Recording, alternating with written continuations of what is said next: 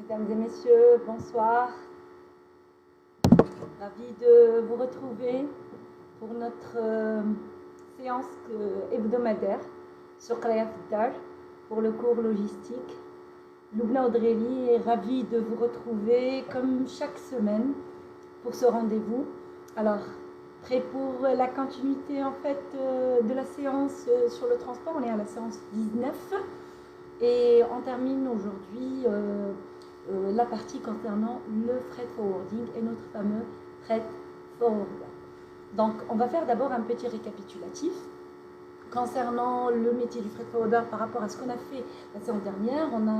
On est rentré sur le processus de fonctionnement du freight forwarder et les différentes étapes d'une opération d'importation. On a pris comme exemple une opération d'importation depuis un fournisseur à l'étranger jusqu'à chez vous, et quelles sont les différentes étapes d'échange entre vous, le freight forwarder, les différents intermédiaires et bien sûr les différents dysfonctionnements qui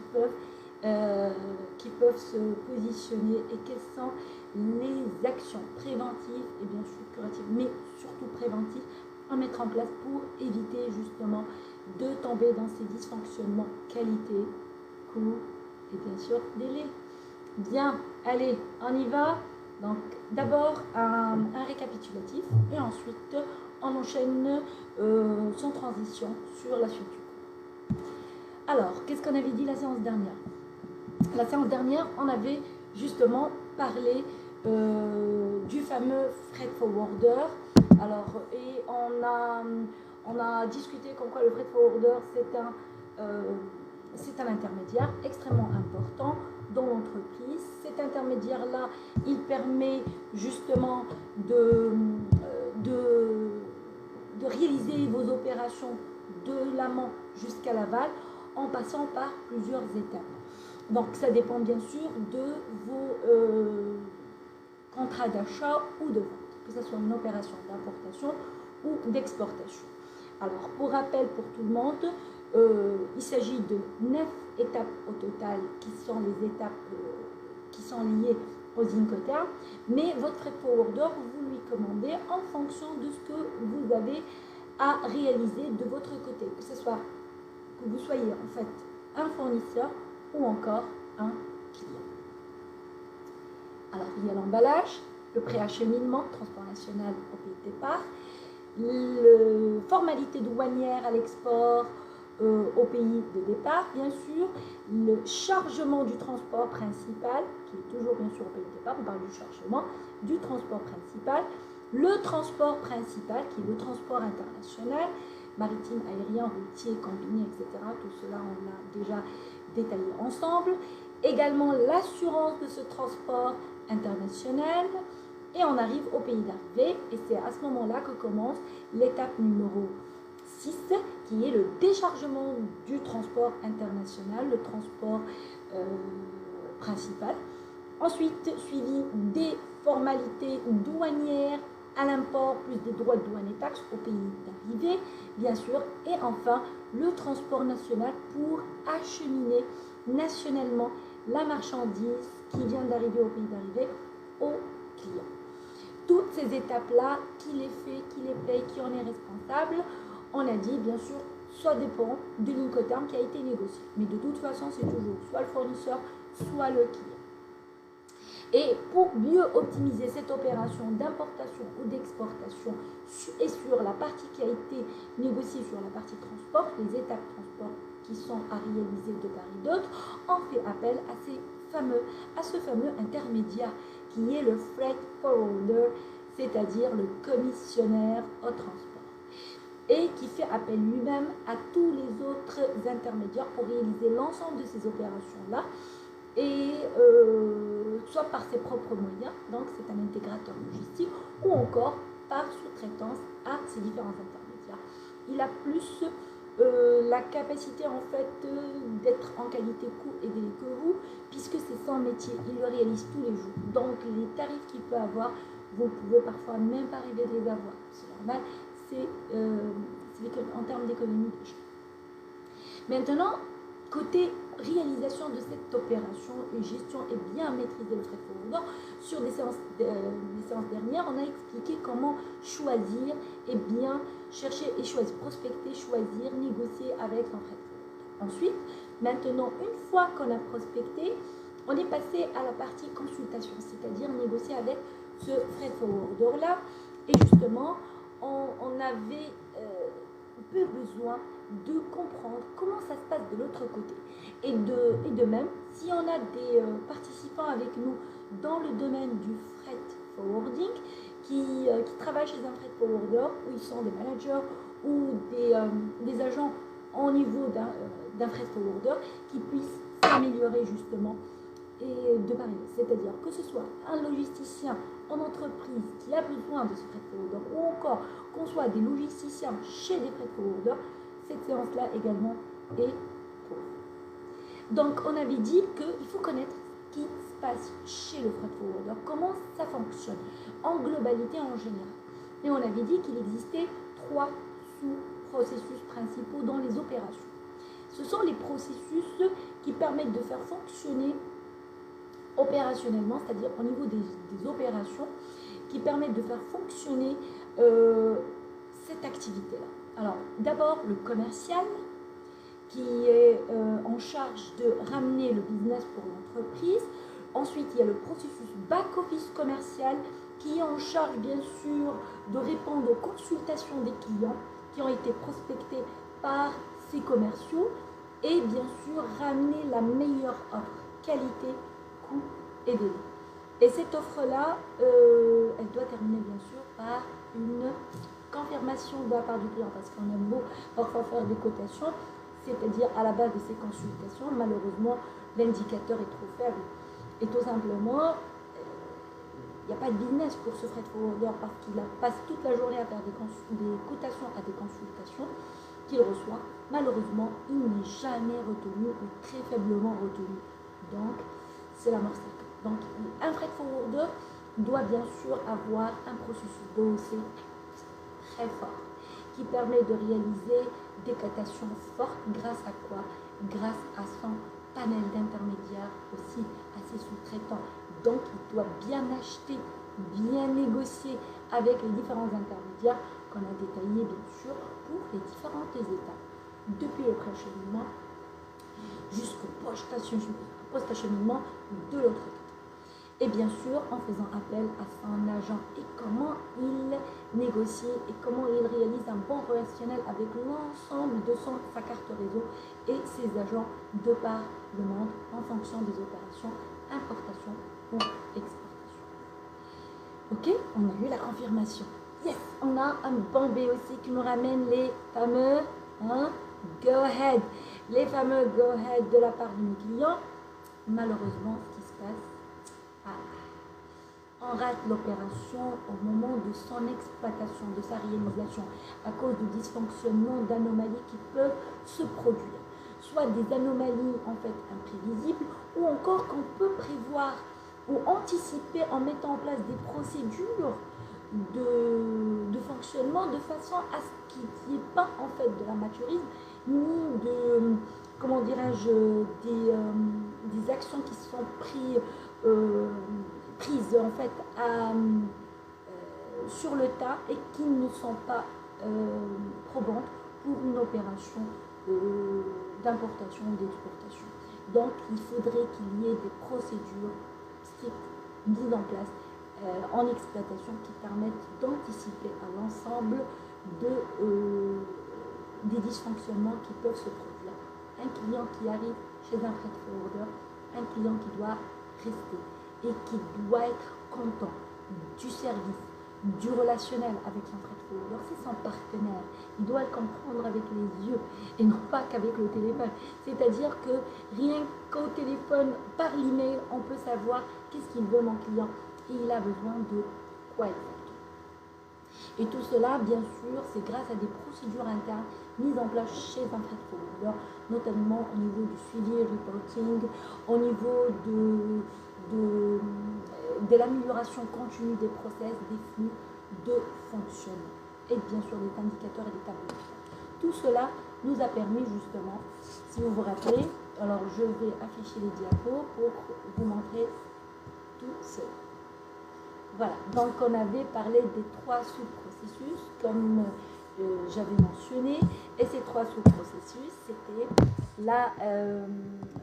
c'était en fait le commercial, le back-office commercial et également le back-office exploitation. Bien sûr, il y a tous les autres processus support qui sont importants au sein de comme dans toute autre entreprise, mais là c'est le nerf de la guerre. Ce sont les processus qu'il faut blinder chez un freight forwarder.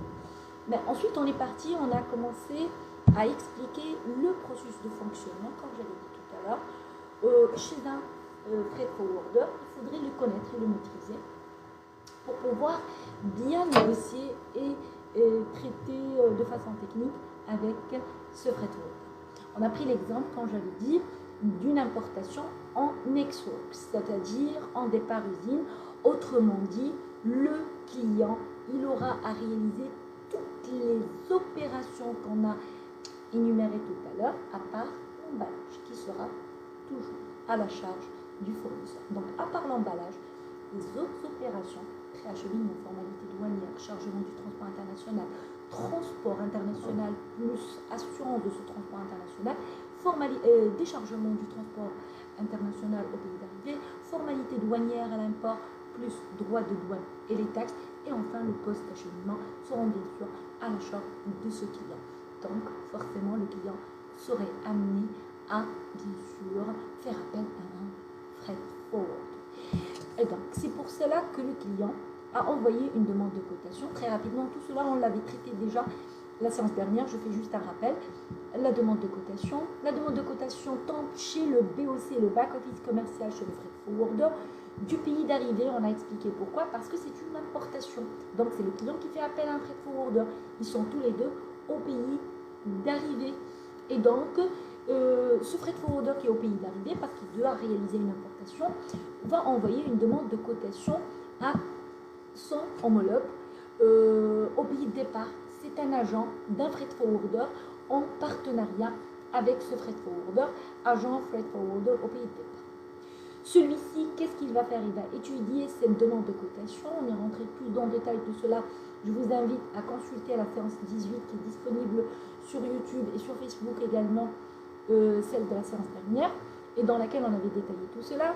Le BEC, il va contacter l'ensemble des intermédiaires au pays de départ. Il va les consulter, comme d'habitude, et il va revenir avec une offre. Dès qu'on reçoit l'offre du BEC, de l'agent freight forwarder, alors le freight forwarder qui a reçu en fait la demande de cotation du client serait capable de faire une offre globale margée.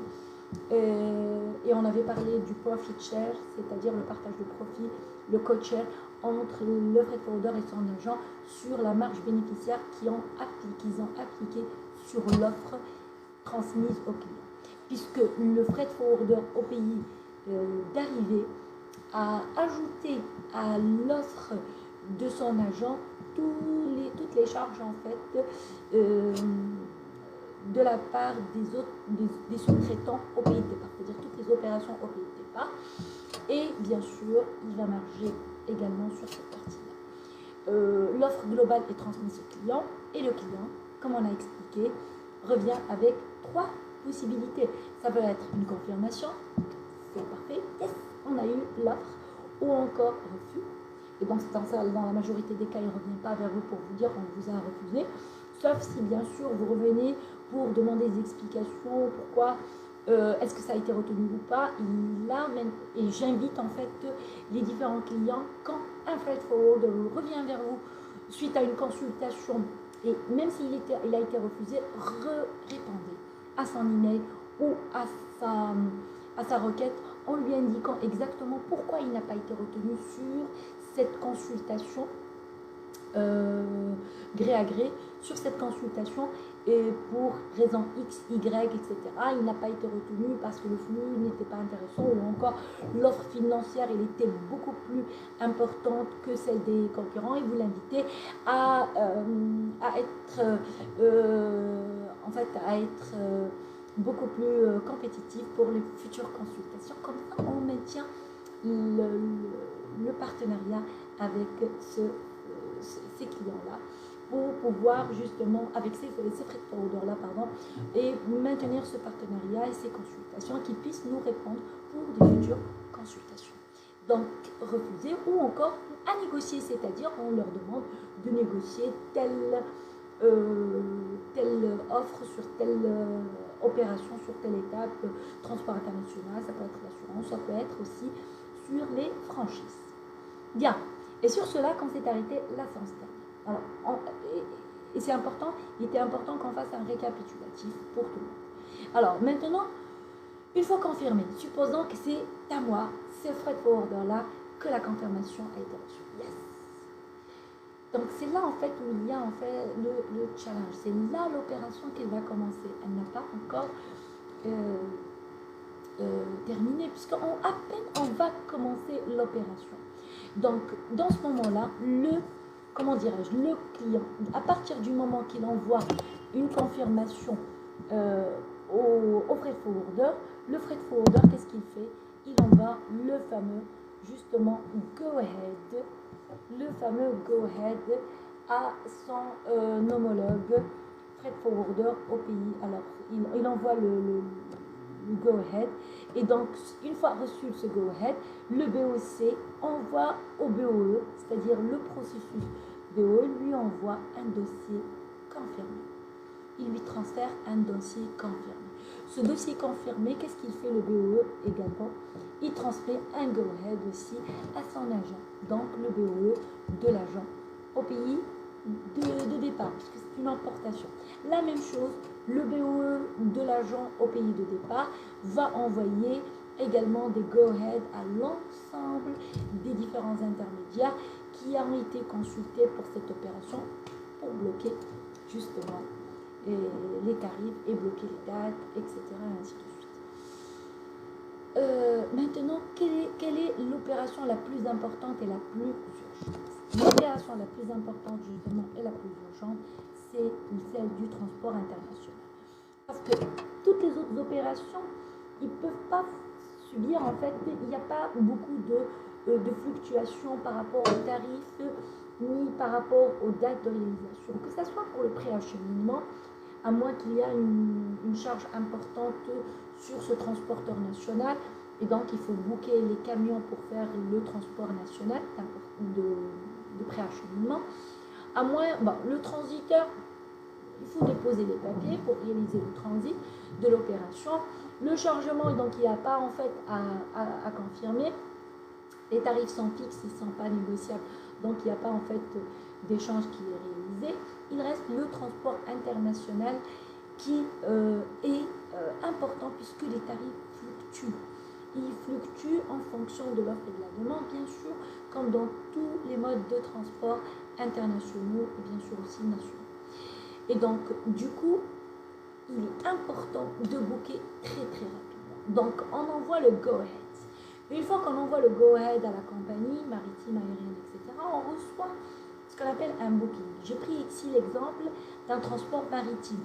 Supposons si c'est un transport maritime, la compagnie maritime va transmettre au BOE qui a envoyé ce go-ahead, c'est-à-dire bon pour booking, il va envoyer la confirmation de cette réservation, ce qu'on appelle le booking ici.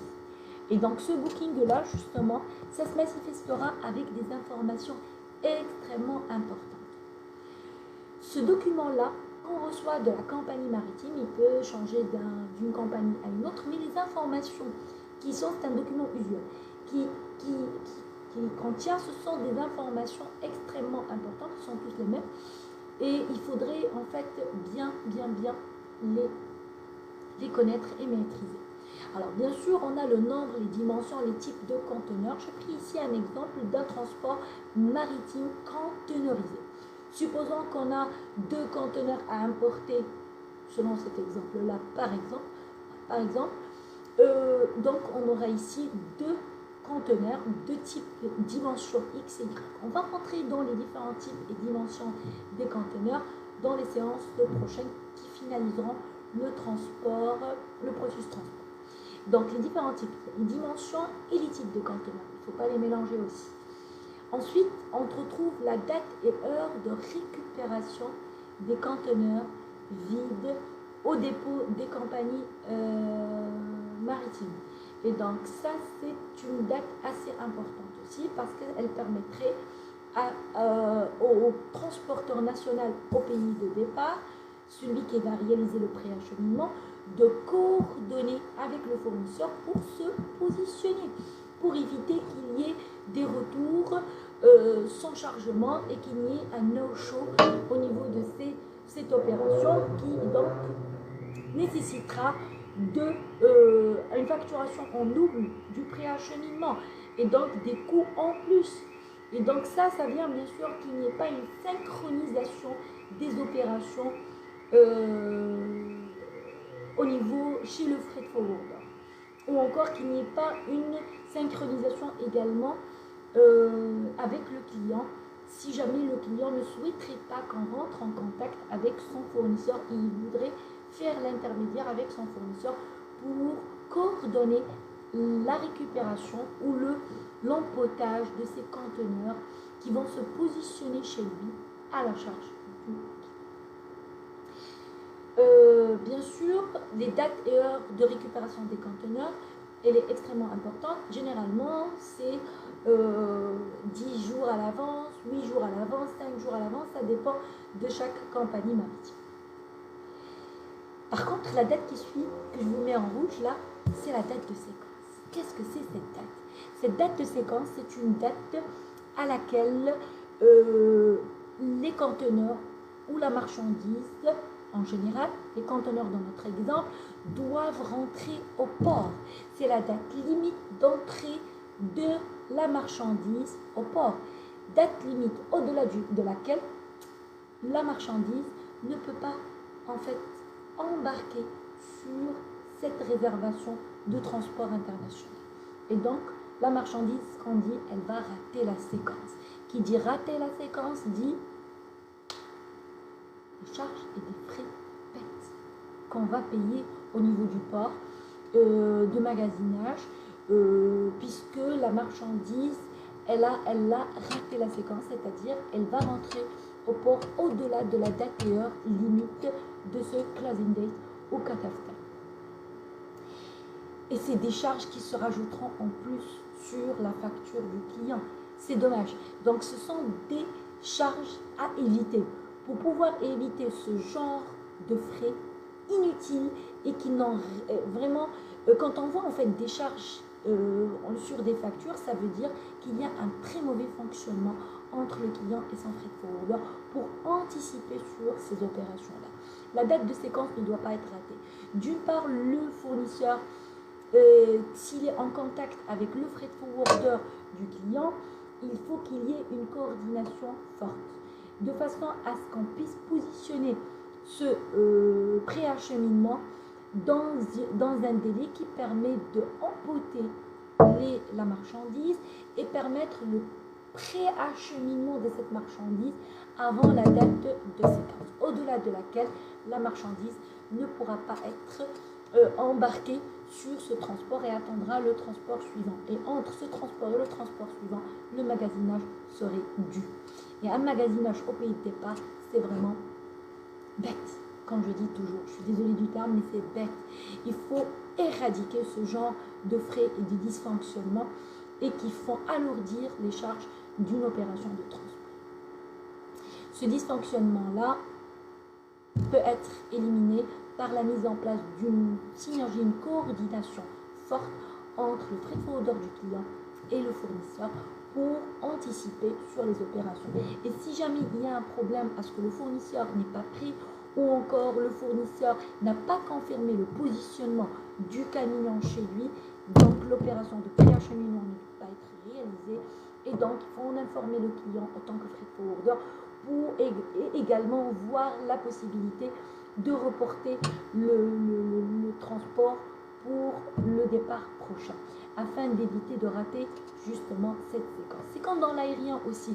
C'est comme نيكنكونوا في l'aérien وكنجيو وباغيين عندنا فول مع 8 الصباح. راه ما يمكنش نمشي مع 7 الصباح l'enregistrement نقول لهم enregistrez-moi la طياره مازال كاينه 8 الصباح عندي لو فول. Non, entre, il y a une heure limite d'enregistrement. Ici, c'est le maritime, c'est date et heure limite, c'est des dates et heures, c'est des jours avant. La date de séquence, ça peut être 3 jours, 5 jours à l'avance.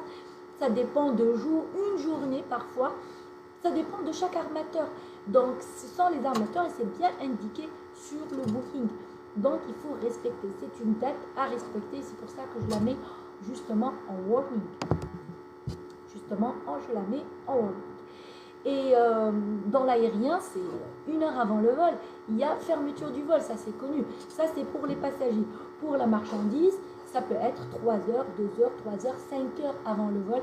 Ça dépend de chaque compagnie aérienne qui réalise du cargo. Et donc, il est extrêmement important, justement, de respecter, comme j'avais dit, cette date de séquence. Il faut savoir que la date limite, vous allez dire, mais pourquoi il faut 1 heure avant le vol ou encore 3 heures avant le vol? Et pour le maritime, pourquoi il faut 5 jours à l'avance? Parce que au moment où il y a fermeture de la séquence, c'est là où il y a le travail entre l'exploitation portuaire ou encore aéroportuaire pour l'aérien avec l'armateur ou la compagnie aérienne pour pouvoir mettre en place le plan de chargement, réaliser les opérations de déplacement depuis la zone portuaire jusqu'au quai pour charger le navire et réaliser bien sûr le chargement sur le navire et tout ce qui est bastingage au niveau de ces opérations portuaires. Cela nécessite bien sûr du temps. On ne peut pas se permettre de venir à la dernière minute pour livrer un conteneur au port.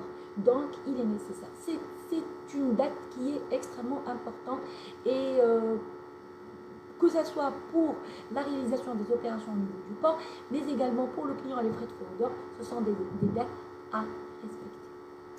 Bien sûr, on trouve le ETD, l'ETA, l'ETD, ce sont les dates estimatives. L'ETD, c'est la date et heure estimative de départ du navire. Et l'ETA, c'est la date et heure estimative d'arrivée du navire. Ce sont des dates estimatives, puisqu'il peut y avoir, bien sûr, des retards en fonction de chaque port concerné. C'est des dates et également on peut trouver des dates et heures de transbordement si cette ligne régulière ferait éventuellement des transbordements lors de la réalisation de cette ligne. Également sur le booking, on peut retrouver les staris qui ont été négociés. Les staris. Qu'est-ce que c'est les staris? Justement, c'est quoi les staris? Qu'est-ce qu'on entend par staris? En français, on peut le dire, en anglais, c'est le terme anglais. Mais en français, il y a le terme jargon soutenu en français. Les staris, ça veut dire les jours de planche. Les jours de planche, c'est une franchise donnée par l'armateur ou encore la compagnie maritime qui vous a fait cette offre de transport international. Cette compagnie maritime vous offre ce qu'on appelle les staris, c'est des jours de planche. C'est une franchise en jours donnée par la compagnie maritime à un chargeur, c'est-à-dire celui qui va importer ou exporter, pour rendre les conteneurs vides au dépôt de cette compagnie-là au pays d'arrivée. Au pays d'arrivée, c'est-à-dire que le conteneur, on va vous les donner au pays de départ, gratuitement, à la date et heure de récupération des conteneurs vides au dépôt du pays de départ, comme c'est indiqué dans le booking. Mais une fois que les conteneurs sont arrivés au pays d'arrivée, c'est-à-dire, je m'explique, une fois que le navire est arrivé, une fois que le navire a déchargé les conteneurs, une fois que l'exploitation portuaire a réalisé ce déchargement, la compagnie maritime va aviser justement votre freight forwarder, elle va l'aviser avec ce qu'on appelle un avis d'arrivée. À partir du moment que vous recevez l'avis d'arrivée ou votre freight forwarder reçoit l'avis d'arrivée, le compteur commence à tourner. De quoi le compteur? Le compteur des staris. 2 compteurs se déclenchent. Je suis en train de vous expliquer un des compteurs qui correspond aux staris, c'est-à-dire les jours de planche, c'est-à-dire la franchise donnée par la compagnie maritime aux chargeurs pour qu'ils puissent rendre les conteneurs vides au dépôt de la compagnie maritime avant la fin de ces tarifs. Et si c'est dépassé, c'est là. Si on dépasse les tarifs, on paiera malheureusement les tarifs. Les tarifs, c'est les pénalités. Malheureusement, on a tarifs. Attention, quand on est spécialiste, on n'a pas le droit à cette erreur. C'est pas grave quand vous voyez des gens qui mélangent entre les deux et vous comprenez ce qu'ils veulent dire. Vous n'allez pas corriger tout le monde. Mais attention que vous soyez dans le domaine et vous faites ces erreurs. Les tarifs, c'est la franchise. Les tarifs, c'est les pénalités quand on dépasse les franchises. Et donc la compagnie maritime nous pénalise avec des jours, avec chaque jour supplémentaire auquel on n'a pas auquel on n'a pas rendu le conteneur à son dépôt à la date limite des tarifs. Alors j'ai dit que les tarifs, c'est un compteur de jours de franchise qui se déclenche. Allez, déclenchement forage. Forage justement qui connaît maintenant le déclenchement justement de ces tarifs. Le déclenchement de ces tarifs justement qui coule au moment que le navire qui est au sol, au moment que le navire qui est au sol ou qu'il déchargeait la marchandise, ça y est, les tarifs pas encore.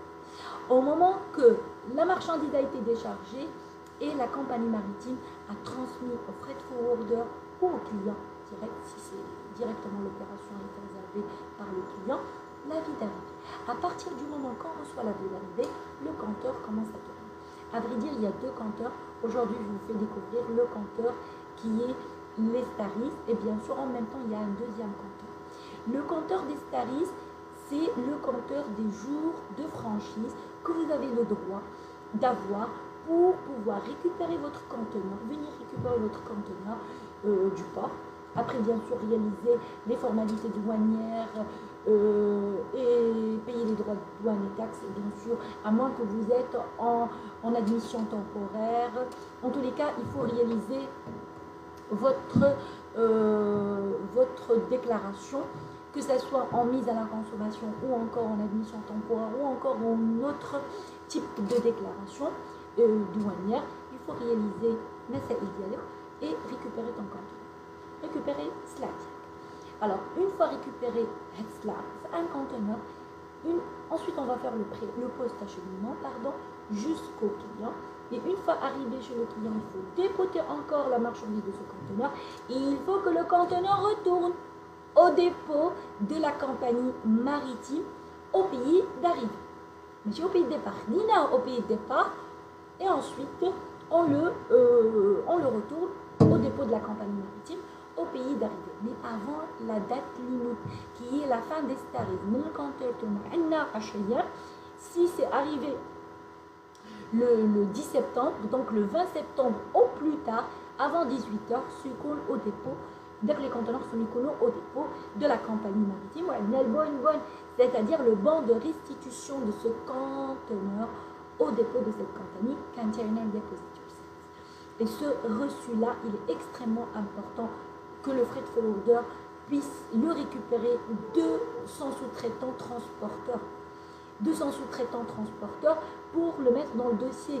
C'est extrêmement important parce qu'il y a beaucoup de problèmes qui peuvent surgir justement à cause de ce petit banc de restitution de ce conteneur. Une fois qu'il a été dépoté. Et tout cela doit se faire avant la fin des tarifs. Si c'est réalisé avant la fin de ces tarifs, alors dans ce cas-là, il n'y a pas de surestarisme, donc pas de frais supplémentaires. Et c'est là où j'ai vérifié qu'il y a un bon boulot de la part du freight forwarder, surtout de la part du logisticien, responsable logisticien chez l'entreprise. Premier indicateur, parmi les indicateurs au niveau d'une vérification de la performance du processus de transport chez une entreprise, sur Estaris 4 monsieur le responsable logistique. Et sur combien d'années? L'évolution de ces coûts-là à la baisse ou ça fluctue. Et bien si ça la baisse, bravo Elik. Mais si ça fluctue, ça veut dire qu'il n'y a aucun plan d'action. C'est quoi votre valeur ajoutée? En tant que responsable logistique au sein de cette entreprise, quelle est votre valeur ajoutée? Alors, le premier compteur qui nous génère des dysfonctionnements, les surestaries. Ah, j'ai eu le deuxième compteur. Donc, ce compteur-là qui s'appelle le surestaries, elle lèche. Pourquoi on a vu? Donc, quels sont les plans d'action qui ont été menés? Il n'y a pas de plan d'action. Et pourquoi? Parce qu'il n'y a pas eu de diagnostic de la part de ces managers responsables logistiques sur les causes racines du paiement de ces surestaries annuellement. Si on voit les surestaries qu'on paye chaque année, à chaque opération, donc, et on le voit par année, c'est énorme. C'est énorme. Et donc, notre mission, notre rôle de responsable logistique, c'est faire en sorte de réduire ces surestaries.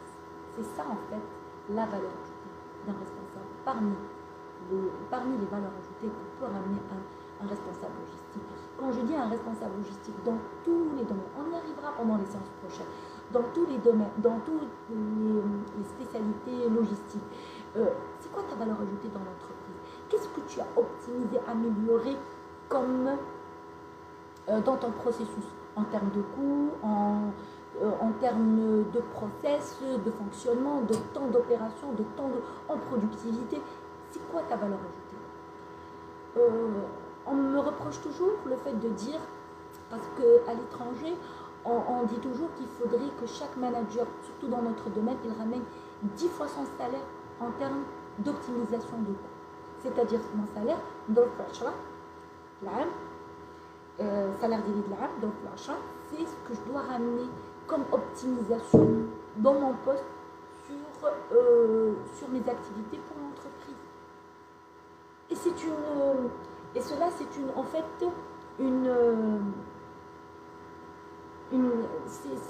c'est ça en fait l'expérience que peut avoir un bon logisticien dans l'entreprise.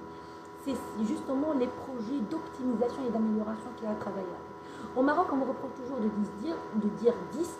Elle s'est dit, je dis, si alors on reste juste sur les deux. Sur plutôt le contraire. Je dis toujours 2, on me dit, arrête, c'est plus 2 fois le salaire d'un manager. Maintenant, il faut dire 10. Elle s'est dit, alors on 10. Alors on crée 2 fois ton salaire de l'année.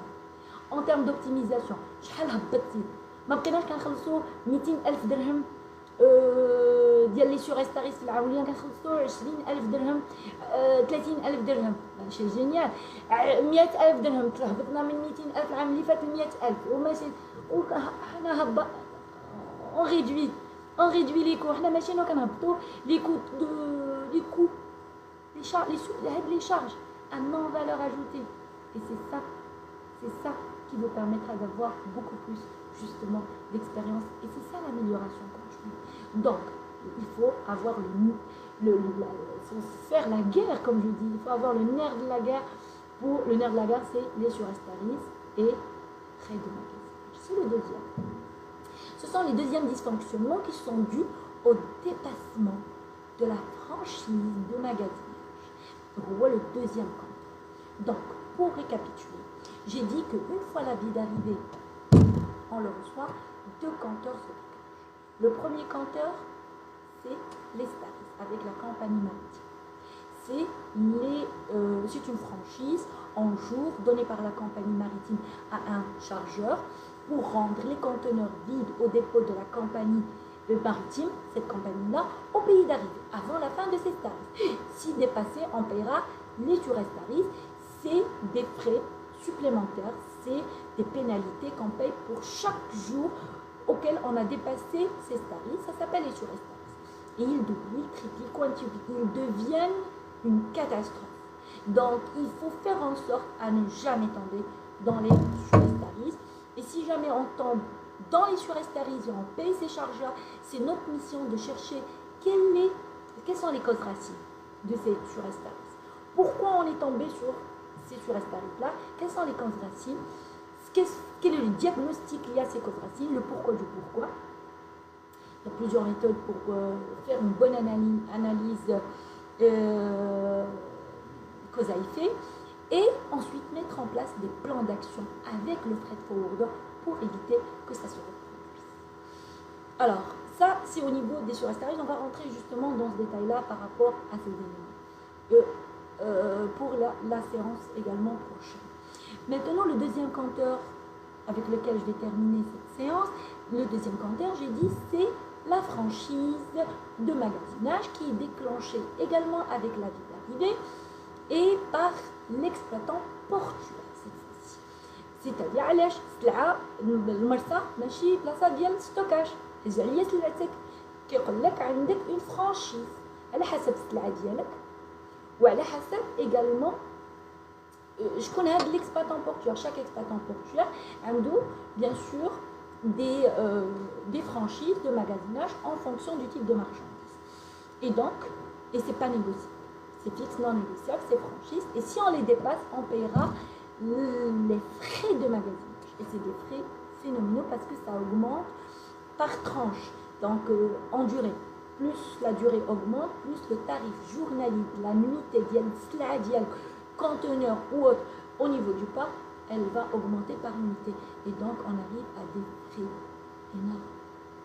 Et quand on vérifie combien on paye de surestaries et de frais de magasinage par mois, par an dans votre entreprise, je vous dirai, est-ce que vous êtes compétent ou pas? Parce que vous pouvez payer beaucoup, mais vous mettez en place des plans d'action qui vous permettent d'avoir des réductions significatives sur vos surestaries et vos frais de magasinage sur les opérations futures. Et donc, dans ce cas-là, parfait. Ça veut dire qu'il y a des plans d'action, que vous avez lancé la roue de l'amélioration continue. Le problème, c'est lorsque on trouve toujours la courbe fluctuante des surestaries et des frais de magasinage. Là, je suis désolée, c'est pas grave. Vous êtes qu'un exécutant. Vous ne jouez pas votre rôle de manager. Votre rôle de manager, c'est de faire en sorte de réduire, coûte que coûte, ces frais-là. Il n'y a pas raison qu'ils soient là. Et même s'il y a des raisons importantes, il faut chercher les causes racines et mettre en place des plans d'action pour résoudre ces causes racines principales à ces dysfonctionnements qui s'appellent des surestaries et les frais de magasinage. Justement. Alors, c'est pour cela que au niveau de ces opérations-là, il faudrait mettre en place des procédures en interne et bien encore piloter les opérations avec ce freight forwarder pour pouvoir réaliser correctement ces opérations sans qu'il y ait de dysfonction. Je reviens bien sûr ici au fonctionnement, au processus de fonctionnement du freight forwarder. Cela وصلت في أمان الله، وصل لا vie d'arrivée. عند الفريت فورورder il a réalisé les formalités douanières ديالو، خرج السلعة، il a fait le post-acheminement de la marchandise au client وصل السلعة أمان. Donc qu'est-ce qu'il faudrait faire? Alors toutes ces opérations-là qui ont été réalisées, d'abord le BOE, il doit réaliser ce qu'on appelle un suivi avant un scheduling. Donc, il faut qu'il y ait justement un scheduling qui est réalisé. Le scheduling, qu'est-ce que j'entends par scheduling? Le scheduling, c'est un planning prévisionnel des opérations qui vont être réalisées. C'est-à-dire que le BOE, à partir du moment qu'il a envoyé le go-ahead à l'ensemble, voire tout mais au début, sauf que le go-ahead à l'ensemble, à son agent, à l'ensemble des différents intermédiaires, كلهم صافت لهم le go-ahead. Qu'est-ce qui se passe ensuite? L'opération, qui donne les opérations, quand je vous les ai expliquées. Mais qui est le con qui n'a jamais, qui n'est pas informé de ce qui se passe ensuite? Etc. C'est le client. Quand un client est exigeant, la SOP dialogue, c'est-à-dire Standard Operation Procedure, dans sa procédure mise en place chez lui, qui communique à son freight forwarder, il indique en quoi il a besoin d'un scheduling, c'est-à-dire les étapes de l'opération qui fait chaque jour. غتجي تهز لي السلعه من عند الفورنيسور à la date prévisionnelle telle, غادي توصل le port avant la date séquence telle, غادي يمشي le navire date telle, heure telle, غادي يدير le transport international de telle date à telle date, غادي يوصل telle date prévisionnelle, غنديرو le dédouanement, غنوصلو لكسلا. Donc ça c'est un scheduling. Généralement les freight forwarders, mais ils le font pour les clients exigeants. Le client, pourquoi il a besoin de ces informations-là? Il a besoin de ces informations pour faire également son prévisionnel au niveau de la supply chain. C'est important. J'ai horreur de voir un logisticien ou un manager transport qui passe toute la journée à les appels. Allô, allô, mais vous n'avez pas à envoyer en fait à faire des appels. L'information doit arriver vers vous. Bien sûr, maintenant, avec tout ce qui est 4.0 aujourd'hui, on n'aura plus besoin avec les plateformes aujourd'hui. Je parle de plateformes informatiques qui nous permettent bien sûr d'avoir l'information en temps réel sur notre marchandise. Aujourd'hui, ça va devenir très rapide. Mais en attendant qu'on arrive, on généralise tout cela au niveau de ces opérations-là, soyons vigilants sur le fonctionnement avec les freight forwarders. Donc le scheduling me permettra, en tous les cas moi responsable logistique, de bien anticiper en interne au niveau supply chain sur les prévisions d'arrivée de chaque importation de marchandises ou encore de l'autre côté exportation si je suis commercial pour mes clients. Une fois que la marchandise, ça y est, elle a été enlevée chez le fournisseur, on l'a été empoté, les opérations sont en cours. Mais c'est qui n'a aucune information encore sur le déroulé comme on avait dit? C'est le client. Donc il faudrait un reporting. Un email dit on a marchandises enlevées, marchandises arrivées au port. Pour le moment, pour ceux qui n'ont pas en fait un système EDI ou RFID qui permet d'indiquer en instant, en temps réel, le dossier du client est arrivé à quelle étape. Donc à partir du moment que c'est pas possible, comme c'est réalisable dans l'aérien, c'est faisable, mais pour l'instant pour le maritime, pour la majorité des cas, c'est pas le cas. Alors dans ce genre de situation, le client demande à son freight forwarder de lui donner un statut aux étapes clés de l'opération. Et cela permettrait bien sûr au manager logistique chez le client de bien anticiper sur les situations, de bien anticiper sur un retard éventuel au niveau du transport en faisant un envoi express, en faisant en fait un troc chez les confrères ou encore en reschedulant la planification de production, en anticipant, en informant le client, en réalisant, en cherchant à anticiper. Et cette proactivité chez le client permettrait de le rendre beaucoup plus fort pour ses clients à lui. Et donc, c'est grâce au bon fonctionnement avec le freight forwarder que cela peut être justement réalisé. Troisième étape, c'est laquelle? Donc, je le mets ici. La troisième, c'est laquelle? C'est le recouvrement. Parce que d'abord, on a le recouvrement au niveau de ce champ. Et donc, j'aimerais bien être en caméra directe avec vous avant de clôturer justement cette séance. Alors, pour justement cette partie, la troisième chose que fait le BOE, donc le BOE, il s'occupe bien sûr du scheduling, mais qui a le go-ahead, qui te du scheduling. Donc, قبل ما تبدا l'opération, ملي كتبدا l'opération خصو يبدا يدير le reporting, il a ما كانش disponible sur le net, etc. dit en direct, et il كيقول لك لا صافي السلعه وصلت في امان الله كلشي في امان الله وصل لعند le client. Donc, dans ce cas-là, Célina facture le client ou un délai de paiement, etc. parce qu'il est en compte ou l'a à vue, c'est-à-dire il doit payer à la livraison ou encore s'il est en compte, un délai de paiement.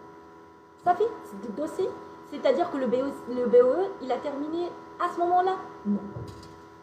C'est pas en facturant un client que le dossier est clôturé. Non, messieurs, les BOE, au niveau des freight forwarders, je ne suis pas d'accord. Là, je prends la casquette du freight forwarder. Je ne suis pas d'accord. Donc, au niveau du freight forwarding, il est extrêmement important qu'un dossier est clôturé à partir du moment qu'on a recouvré. C'est-à-dire qu'il y a eu le recouvrement sur ce dossier. Une fois que le dossier il a été recouvert, c'est là où il y a clôture du dossier et il peut être justement, on dit que le dossier est terminé, il peut être clôturé. Tout simplement pourquoi? Parce qu'un client qui n'a pas payé, ou un dossier qui n'a pas été recouvert, qu'il n'y a pas eu recouvrement sur un dossier, c'est-à-dire qu'il serait, ce freight forwarder serait dans une situation d'impayé. Et s'il est en situation d'impayé par plusieurs clients, il ne peut plus fonctionner parce qu'il serait incapable lui aussi de fonctionner avec les intermédiaires avec lesquels il a travaillé. Donc il ne peut pas les payer dans les temps. Et si un freight forwarder ne paye pas ses intermédiaires dans les temps, ses agents, les différents intermédiaires de transport, les compagnies maritimes, aériennes, routières, le port, les exploitants portuaires, les transporteurs nationaux, etc. Et j'en passe, les transitaires, etc. Donc s'il ne les paye pas dans les temps, il ne peut plus fonctionner. Donc on a intérêt à bien suivre ces dossiers. Et un dossier qui n'est pas recouvert, c'est un dossier qui ne permet pas justement de... financièrement de mieux fonctionner chez un freight forwarder. Donc le recouvrement est un point extrêmement important. Voilà, donc une fois que le recouvrement est fait, l'opération est terminée. 6 mois plus tard, qu'est-ce qui s'est passé? 6 mois plus tard, le même client reçoit un avis comme quoi il est en liste noire par une compagnie maritime. Parce que elle lui doit un montant X, 200 000 dirhams, à cause de 2 conteneurs qui ont été importés de Chine 6 mois d'avant et qui n'ont pas été restitués au dépôt de cette compagnie maritime et il est en contentieux sur ce client. Comment ça? Mais moi je fais l'opération, ça fait 6 mois. Mon freight forwarder a réalisé l'opération, il a restitué le conteneur au dépôt de cette compagnie. Oui, mais il est où le banc? Le banc. Quel banc? Le banc de restitution du conteneur. Parce que le conteneur il a été déchargé, dépoté chez le client au pays d'arrivée. Ensuite, le camion, le post-acheminement, camion de transport national, il a remis normalement le conteneur au dépôt de la compagnie. Vous êtes sûr qu'il a été remis? Parce que tant qu'il n'a pas été remis et le banc de restitution n'a pas été récupéré, le compteur, quel compteur? Le compteur des Suez tarifs. Justement, ce compteur-là, il peut vous créer énormément, justement, de soucis. Alors, que faire, justement, dans ces situations? Regardez, je vous ai mis justement cela. Donc, on est en situation où les surestarisent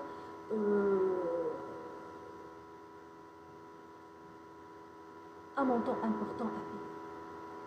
Il est dû justement par un dysfonctionnement. Donc, on est en situation où il faut payer, tout simplement. Mais malheureusement, comment on pouvait éventuellement anticiper sur cette situation-là à l'avance? Quelles sont les précautions qu'il faut mettre en place dans nos procédures avec nos freight forwarders? Et également, donc ça c'est la première. Le deuxième point sur lequel justement on va y répondre justement aussi, c'est quelles sont les causes racines? Quelles sont les causes racines des surestaries? Et pourquoi les surestaries justement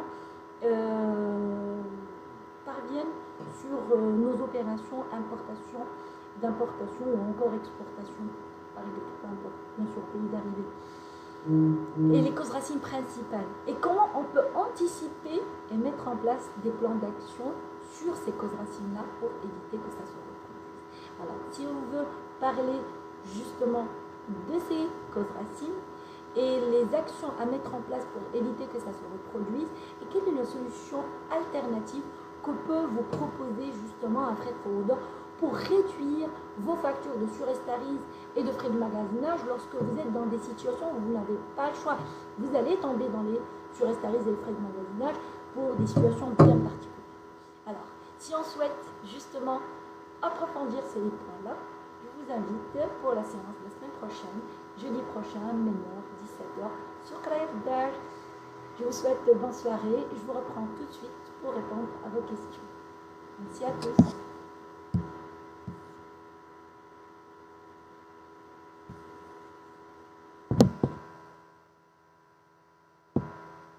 C'est quoi le sujet,